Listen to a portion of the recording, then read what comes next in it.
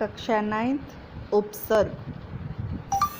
बच्चों, आज हम पहले ही कक्षा में उपसर्ग करेंगे जो 2 मार्क्स में पूछा जाता है। मैं पहले उपसर्ग की व्याख्या बताऊंगी। जो अवयव किसी शब्द से पूर्व लगकर उस शब्द का अर्थ बदल दे उसे उपसर्ग कहते हैं। उदाहरण देती हूँ तो आप समझ पाओगे। हार, उदाहरण हम ले रहे हैं। अब हार का अर्थ होता है पराजय। अगर हार के आगे हम एक अव्यय लगा ले, मीन्स प्र लगा ले, तो हुआ प्रहार। प्रहार यानी किसी पर आक्रमण करना। अब ऐसा शब्द दिया होगा, आपको बोला होगा उपसर्ग अलग कीजिए, तो उसकी एक ट्रिक है, मैं सिखाती हूँ। आपको एक उंगली ऊपर करनी है।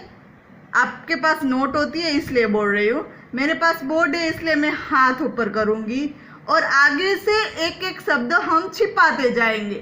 जैसे प्र छिपाया तो मुझे क्या दिखाई दिया? हार, यानी कि एक वर्ड मिला। हमने छिपाया क्या? प्र, यानी यहाँ पर उपसर्ग हुआ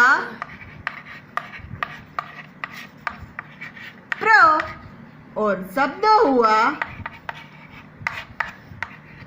हार। ले रहे हैं, एक शब्द है अति प्राचीन और दूसरा है अभिमान। पहले भी मैंने कहा है, आप अपना हाथ या उंगली उठाइए, आगे से एक एक शब्द कट करना है। देखना मैं कर रही हूँ। पहले मैं अ दबाऊंगी, फिर रीड करूंगी। ति प्राचीन शब्द हुआ, मुझे तो नहीं लग रहा। अब थोड़ा और जाते, मात्रा दबा रही हूँ। त प्राचीन कोई शब्द हुआ? नहीं। थोड़ा आगे जाते हैं। अब क्या दिखाई दे रहा है? प्राचीन शब्द हुआ? हाँ, हमें मिल गया प्राचीन, यानी ये शब्द है और दूसरा जो हमने छिपाया था वो उपसर्ग है, यानी अति यहाँ उपसर्ग है। अब दूसरा ले रही हूँ, आगे से फिर से एक दबाऊंगी। अ शब्द रीड करो। भीमान, कहीं सुना है? मैंने तो नहीं सुना। थोड़ा आगे करते हैं।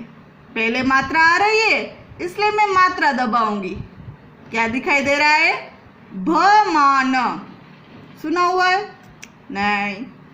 अब और आगे चलते हैं। दबाया, क्या दिखाई दे रहा है? मान, कहीं सुना है? हाँ, मान एक शब्द है इसलिए ये हमें शब्द मिल गया। तो दूसरा क्या हमने छिपाया था पूरा? अभी, यानी यहाँ उपसर्ग क्या है? अभी। अब 2 उदाहरण और लेते हैं। एक शब्द है अनुराग और दूसरा है पराजय। तो पहले मैं अनुराग का करूंगी। पहले ही शब्द को मैं छिपा रही हूँ। दिख रहा है नूराग, शब्द हुआ? नहीं। तो और आगे जाते हैं। राग हुआ? हाँ, यहाँ पर राग वो शब्द है, तो उपसर्ग क्या है? अनु। अब हम दूसरा शब्द लेते हैं, पराजय। छिपा रही हूं, प छिपाया, शब्द मिला राजय। नहीं। थोड़ा आगे चलती हूँ, मात्रा दिख रही है, मात्रा का कोई मीनिंग ही नहीं है, तो ये तो हुआ नहीं। तो थोड़ा आगे चलते हैं, हमें शब्द मिल रहा है जय। इसका मतलब यहाँ पर जय है वो शब्द है, तो मैंने क्या छिपाया?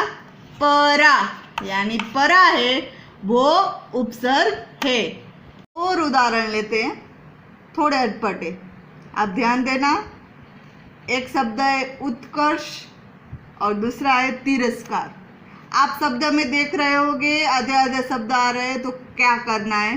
तो उसी तरह से करना है, घबराने की कोई बात नहीं है। यहाँ पर मैं फिर से वही की वही ट्रिक अपना रही हूँ। एक एक शब्द छिपाते जाएंगे। देखना, मैंने छिपाया उ, तो आधा है तकर्ष। नहीं। तो अब आपको ये त आधा है वो और क साथ में नहीं छिपाना है, आधा है तो आधा ही छिपाएंगे हम। हमने तो छिपा दिया, क्या लग रहा है? कर्ष। यानी यहाँ पर है वो कर्ष शब्द है ये, तो हमने छिपाया उ त। अब यहाँ तो आधा, इसका मतलब मैं ऐसे नहीं लिखूंगी, इसको पूरा करके आधा यहाँ हलंत लगाएंगे तो उसका मतलब ये तो आधा है। यहाँ उत्कर्ष जो शब्द है उसका उपसर्ग हुआ। अब दूसरा लेते हैं, पहले की तरह। पहले मात्रा आ रही है छोटी, इसलिए मैं मात्रा दबाऊंगी। तरस्कार, नहीं, थोड़ा और। रसकार, नहीं, रोको। सकार, नहीं, फिर से आधा दबाओ। क्या दिख रहा है? कार। इसका मतलब कार है वो शब्द है, तो मैंने क्या छिपाया? ती, र और स आधा, पहले की तरह। ती, र और स आधा।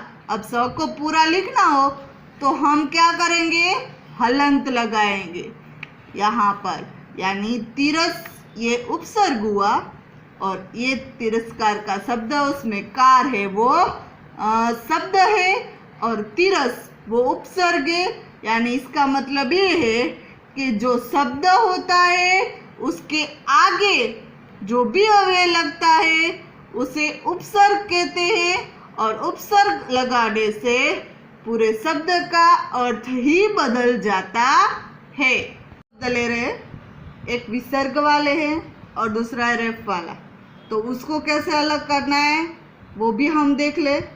पहले की तरह हम छिपाएंगे, पहला वर्ड हम छिपा रहे हैं, क्या दिख रहा है? तहकरण, नहीं, और आगे जाते हैं। अब आप कभी कोई भी शब्द ऐसा देखा है जिसमें विसर्ग आगे हो? मैंने तो नहीं देखा, इसलिए हम इसको भी साथ में छिपा लेंगे। करण, ये एक शब्द हुआ, इसका मतलब हमने क्या छिपाया? अंतः। यहाँ पर अंतः वो है उपसर्ग, और मेन शब्द है जो मूल शब्द वो है करण। अब दूसरा लेते हैं, यहाँ पर थोड़ा ध्यान देना। एक मैं शब्द छिपा रही हूं, तरजातीय, नहीं, आगे जाओ। अब पहले में ही रेफ हो तो रजातीय कैसे होता है? ऐसा तो कोई वर्ड नहीं होता, इसलिए मैंने कहा है जो मात्रा पहले बोली जाती है उसको हम छिपाएंगे। तो मैंने ये दो वर्ड तो छिपाए, तो रजातीय ऐसे कैसे होगा? तो मैंने अब पहली मात्रा ये इसको बोली जाती है, इसलिए मैं ये छिपा रही हूँ। कौन सा शब्द मिल रहा है? जातीय। यानी मैंने यहाँ पर क्या छिपाया?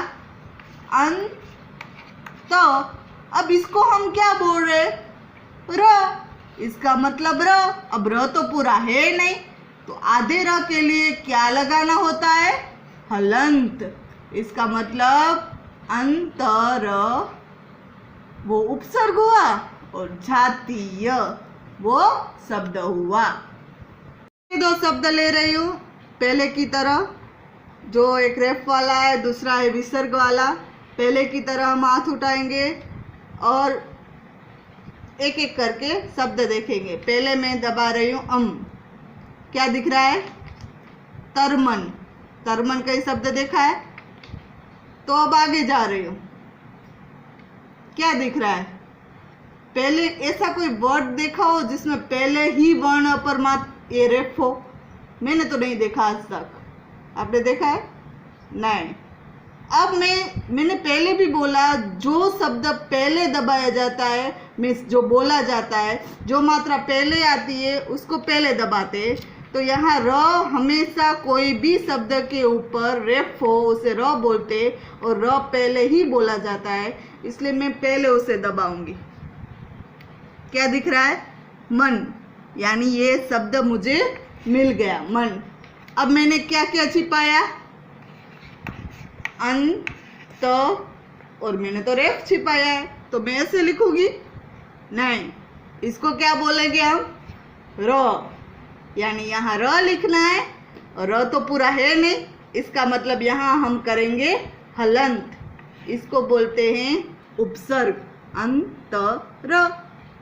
और मेन शब्द कौन सा हुआ? मन। आ गया। अब दूसरा करते हैं, वैसी की वैसी ट्रिक। आगे से दबा रही हूं, तहपूर शब्द मिला नहीं, और आगे जाते हैं। ऐसा कोई शब्द देखा है जिसमें विसर्ग आ गया हो? नहीं, थोड़ा और गाड़ी, क्या? पूर। यहां पर मुझे पूर शब्द मिल गया तो मैंने छिपाया क्या? उसको अलग करो, अंत ह, यानी यहां पर अंतः वो उपसर्ग है और पूर वो मूल शब्द है। दूसरे शब्द है, एक है अधोगति और दूसरा है अधोमुख। अब इसका उपसर्ग कैसे अलग होगा थोड़ा ध्यान देना। पहले की तरह हम एक एक शब्द छिपाएंगे। पहले मैंने अ छिपाया, शब्द दिख रहा है धो गति, ऐसा कोई शब्द नहीं है। आगे जा रहे हैं, धो छिपाया तो क्या दिख रहा है? गति शब्द लग रहा है। हाँ, तो ये है गति जो है मूल शब्द, और यहाँ है अधो, हमने अलग किया, यानी अधो उपसर्ग। अब खास बात ये है कि हम अधो नहीं लिख सकते, यहाँ पर उपसर्ग कभी भी दो वाले हो तो उसकी जगह उपसर्ग में अ ध ह ऐसा करना है। ठीक है। अब दूसरा करते हैं, अधोमुख। वैसे कि वैसे एक छुपाओ, धोमुख नहीं, आगे जाओ, मुख, ये शब्द है, हमने क्या छिपाया? अधो। अब पहले मैंने कहा ये अधो उपसर्ग है, लेकिन ऐसे नहीं लिखा जा सकता, हम इसको लिखेंगे अधः। दूसरे दो शब्द है प्रत्यक्ष और दूसरा है प्रत्येक। अब त आधा हो और साथ में य जॉइंट हो तो कैसे उपसर्ग अलग करते वो समझा रही हूं। त आधा होना चाहिए और साथ में य ही होना चाहिए। तो क्या करना है, पहला जो वर्ड है वो लिख लेना है प्र, फिर जो है त आधा उसको करना है पूरा, फिर य होता है उसके साथ जॉइंट, तब यहाँ पर छोटी वाली ई की मात्रा आती है, यानी शब्द बना प्रति। अब बचा क्या, तो यह जो है उसमें जो मात्रा लगी है उसको लेना है, यह को कभी नहीं लेना है। मात्रा यहाँ कोई नहीं है, इसका मतलब अ। पीछे क्या बचा? श, यानी यहाँ पर प्रति है वो उपसर्ग बना और अक्ष है वो मूल शब्द बना। उसी तरह दूसरा करेंगे, प्र लिख लो, तो आधा है उसको पूरा करो, यह साथ में जॉइंट है तो उसकी छोटी बारी मात्रा लगाओ ई की। फिर मैं बोल रही हूं यह नहीं लिखना है, यह में कौन सी मात्रा है उसका लिखना है स्वर, यानी यहाँ पर ए की मात्रा है तो हम लिखेंगे ए। पीछे क्या है? क, यानी क्या बना? एक, प्रति उपसर्ग और एक है वो मूल शब्द। ये दो शब्द है अत्याचार और अत्यानंद।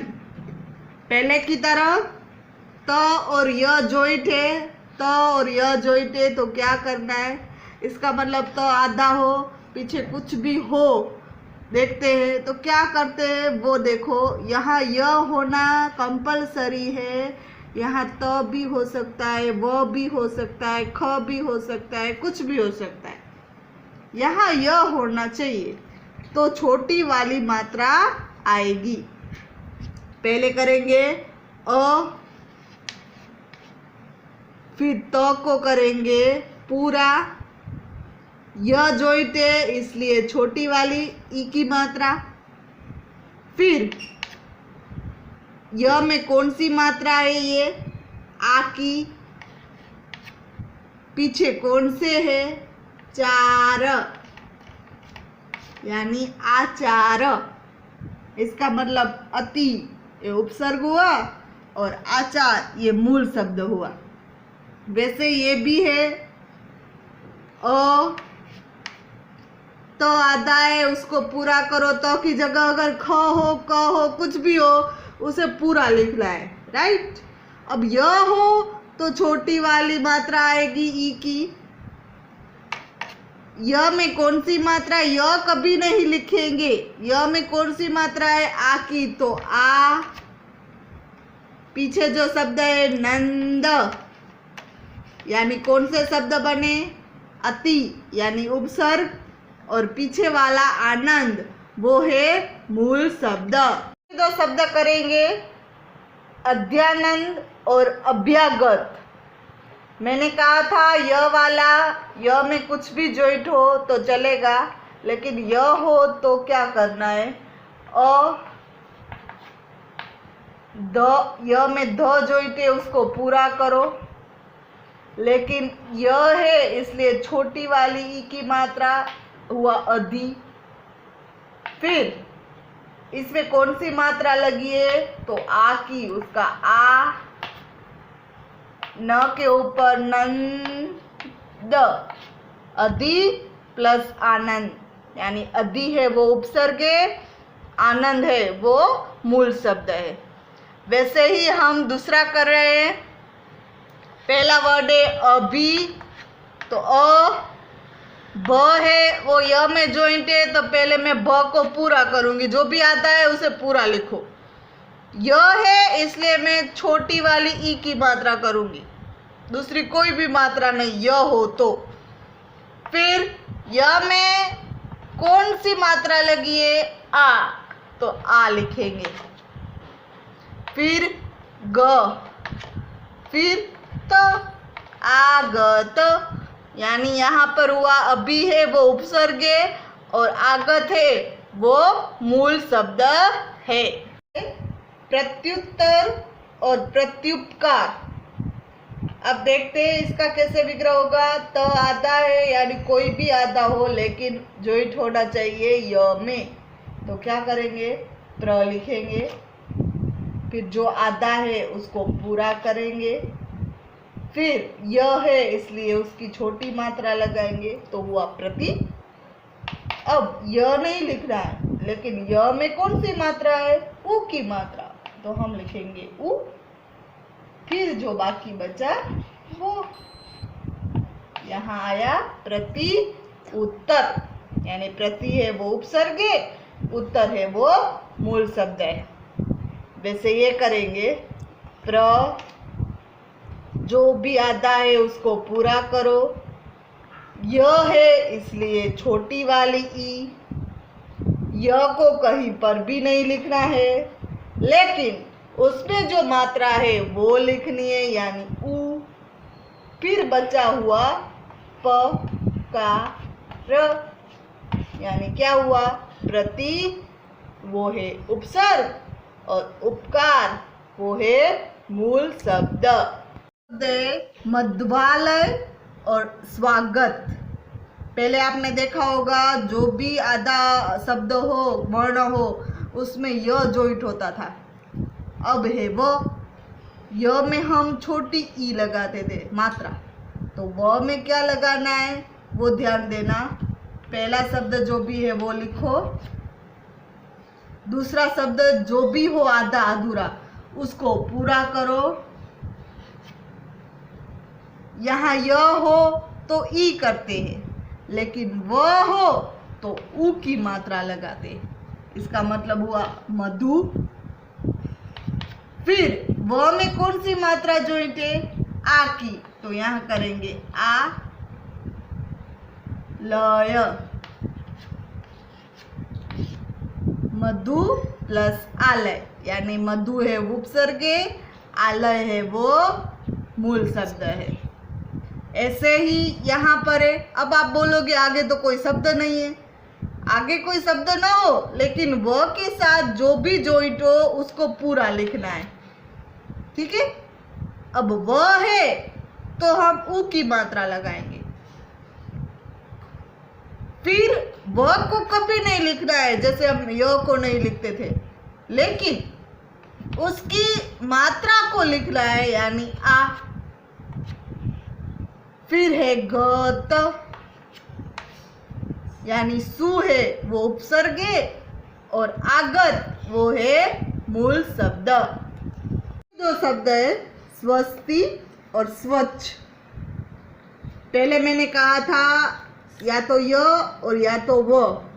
य का हमने छोटी ई की, ऐसे व का हमने ऊ किया, तो इसका मतलब व के साथ जो भी अक्षर है उसको पूरा लिखो। फिर व हो तो हम करेंगे ऊ की मात्रा। फिर व में कौन सी मात्रा लगी है व को नहीं लिखना है, व में कौन सी मात्रा है अभी कुछ नहीं दिख रहा है, इसलिए अ की मात्रा, तो अ लिखो। फिर पीछे वाला जो भी है वो लिख दो। यहाँ हुआ सु यानी उपसर्ग और अस्ति ये है मूल शब्द। वैसे के वैसे दूसरा शब्द है स है, उसको पूरा लिखो। व है उसकी मात्रा लगाओ। फिर अ है, इसमें मात्रा, उसको अ लिखना है और पीछे का है वो जॉइंट कर देना है,